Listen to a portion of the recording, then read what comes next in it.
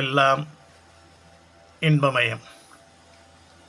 All is delight, always delight. இதில் ஜோதிட விதானம் என்ற பகுதியிலேயும்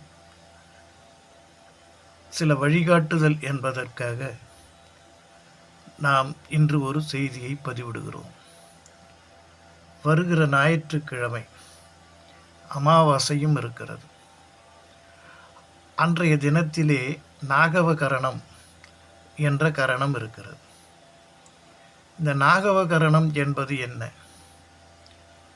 ஒரு திதியிலே சரிபாதியாக நமக்கு வகுத்து கொடுத்திருக்கக்கூடிய ஒரு வேலை, நாகவகரண வேலை.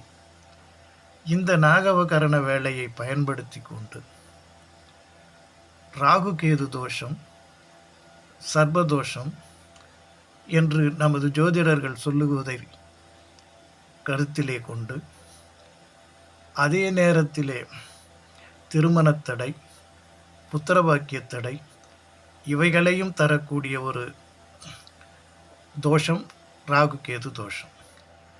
அந்த தோஷத்திற்கு சரியான பரிகாரம் இந்த ஞாயிற்றுக்கிழமை, வருகிற ஞாயிற்றுக்கிழமை அன்று பகல் முழுவதுமே நாகவகரணம் என்ற ஒரு கரணம் இருக்கிறது.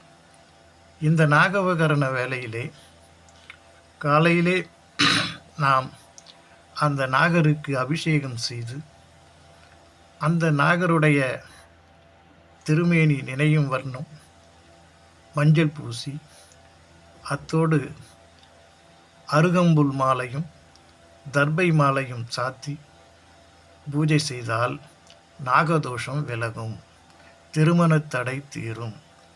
எனவே வருகின்ற ஞாயிற்றுக்கிழமை தவறாமல் ஒவ்வொருவரும் இந்த ஒரு வாய்ப்பினை பயன்படுத்தி கொள்ள வேண்டும்.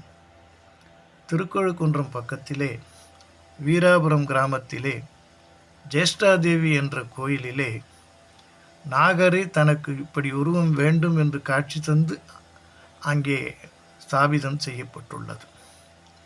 அந்த நாகருக்கு ராகுகேது எந்திரத்தோடு சகல சர்வதோஷ நிவாரண எந்திரமும் சேர்த்து அங்கே ஸ்தாபிதம் செய்யப்பட்டிருக்கிறது. அந்த நாகருக்கு ஞாயிற்றுக்கிழமை வேளையிலே முடிந்தால் அனைவரும் அங்கே சென்று பாலூற்றி அபிஷேகம் செய்து, அந்த இறைவனுக்கு அருகம்புல் மாலையும் தர்பை மாலையும் சாற்றி தன்னுடைய நாகதோஷத்திற்கு நிவாரணம் தேடுமாறு இந்த நேரத்திலே ஒவ்வொருவருக்கும் தெரிவித்துக் கொள்ளுகின்றோம். எனவே வாய்ப்புகள் எப்பொழுதாவது கிடைக்கும். அந்த வாய்ப்புகளை நாம் சரியாக பயன்படுத்தி கொள்ள வேண்டும். எனவே இந்த வாரம் நமக்கு வரக்கூடிய ஞாயிற்றுக்கிழமை அமாவாசை இருக்கிறது. பகல் பொழுது முழுவதும் சுமார் 1:30 மணி வரை இருக்கிறது. அதன் பிறகு நமக்கு பிரதமை என்ற திதியும் வந்து விடுகிறது. அமாவாசை பிரதமை சங்கமத்திலே இருக்கக்கூடிய ஒரு வேளை, மிக சிறப்பான வேளை. அந்த வேளையிலே நாகருக்கு பூஜை செய்பவர்களுக்கு நிச்சயமாக தோஷம் விளங்கி சந்தோஷம் கிடைக்கும். முயற்சித்து பாருங்கள். எல்லாம் வல்ல இறைவன் நமக்கு நன்மை தரட்டும். ஜெய் ஜேஷ்டா, ஜெய ஜெய ஜேஷ்டா.